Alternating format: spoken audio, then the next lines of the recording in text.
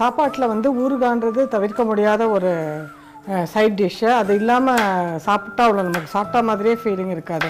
But diet health அப்படின்னு சொல்கிறதுனால இப்போ நிறைய பேர் ஊறுகாயெல்லாம் அவாய்ட் பண்ணிட்டாங்க. ஊறுகாய் சாப்பிடாத சில பேருக்கு அது இன்னுமே கொஞ்சம் அது கம்ப்ளீஷன் இல்லாத மாதிரியே தோணும். அவங்களுக்காகலாம் வந்து எண்ணெய் இல்லாமல் காரம் இல்லாமல் செய்கிறது தான் இந்த மா இஞ்சி பச்சை மிளகு ஊறுகாய். இப்போ இந்த மா இஞ்சியை நம்ம பொடி பொடியாக நறுக்கிக்கணும். அந்த மாங்காய் இஞ்சி வந்து பார்த்திங்கன்னா அடிப்பட்டால் ஏற்படுற வீக்கம் அதெல்லாம் வந்து வராது மா இஞ்சின்னு.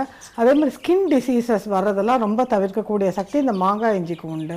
அதே மாதிரி ஆயுர்வேதிக் யுனானி வைத்தியங்கள்லாம் மாங்காய் இஞ்சிக்கு ஒரு கீ ரோலே இருக்குது. அதே மாதிரி ஆஸ்மா, சின்ன குழந்தைங்களுக்கு ஆஸ்மா இருக்கும், பெரியவங்களுக்கு ப்ராங்கைட்டிஸ், அலர்ஜிக் ப்ராங்கைட்டிஸ் அதெல்லாம் இருக்கும். அப்படி இருக்கிறவங்களாம் இந்த மாங்காய் இஞ்சியை ரெகுலராக சேர்த்துக்கலாம். அதே மாதிரி சில பேருக்கு விக்கல் இருக்கும், விக்கலே அஜீரணம் அந்த மாதிரிலாம் இருக்கிறதுனால விக்கல் வந்துகிட்டே இருக்கும். அவங்க திருப்பி தண்ணி கொடுப்பாங்க, இந்த கழிச்சு திருப்பி விக்கல் வரும்.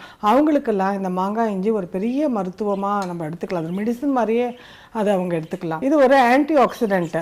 கொலான், லங்கு, பிரெஸ்ட் கேன்சர் இதெல்லாம் வந்து ட்ரீட் பண்ணுறதுல இது ஒரு முக்கிய பணி இருக்குது.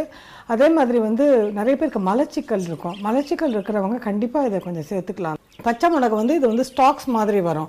அதுலேருந்து நம்ம வந்து மிளகா உதுத்துப்போம். யூஸ்வலாக வந்து நிறைய பேர் வந்து இதை அப்படியே செய்வாங்க, நீள நிலமாக தண்டோடையே செய்வாங்க. தண்டோடு செஞ்சோம்னாக்கா நம்ம நிறைய போட்டுட்டோம்னா முழு தண்டு அதை சாப்பிட முடியாமல் வேஸ்ட் பண்ணி தூர போட்டுருவோம். அதனால் இதை நம்ம நல்லா உதுத்துக்கலாம். பார்க்குறதுக்கு இதுக்கு மணத்தக்காளி, பச்சை மணத்தக்காளி மாதிரியே இருக்கும். ஆனால் இது பச்சை மிளகு. இது வந்து சீசனில் கிடைக்கிறதுனால அந்த சீசனில் நம்ம இதை யூஸ் பண்ணிட்டாக்கா நமக்கு இதோட பூரண சக்தி. இது மிளகுக்கு உண்டான அத்தனை குவாலிட்டிஸ், கொலஸ்ட்ரால் கண்ட்ரோல் எல்லாமே இந்த பச்சை மிளகுக்கு உண்டு. மிளகாவது காஞ்சி இருக்குது, இது பச்சையாக இருக்கிறதுனால இதோட பூரண மருத்துவ குணமும் நமக்கு அப்படியே நம்ம பாடி அப்சர்வ் பண்ணிக்கும். இப்போ நம்ம இதில் எலுமிச்சம்பழம் ஜூஸ் செய்ய போகிறோம். நல்லா ஒரு 2, இந்த குவான்டிட்டிக்கு கண்டிப்பாக 2 எலுமிச்சம்பழம் தேவைப்படும். கொஞ்சம் உப்பை போட்டுக்கலாம்.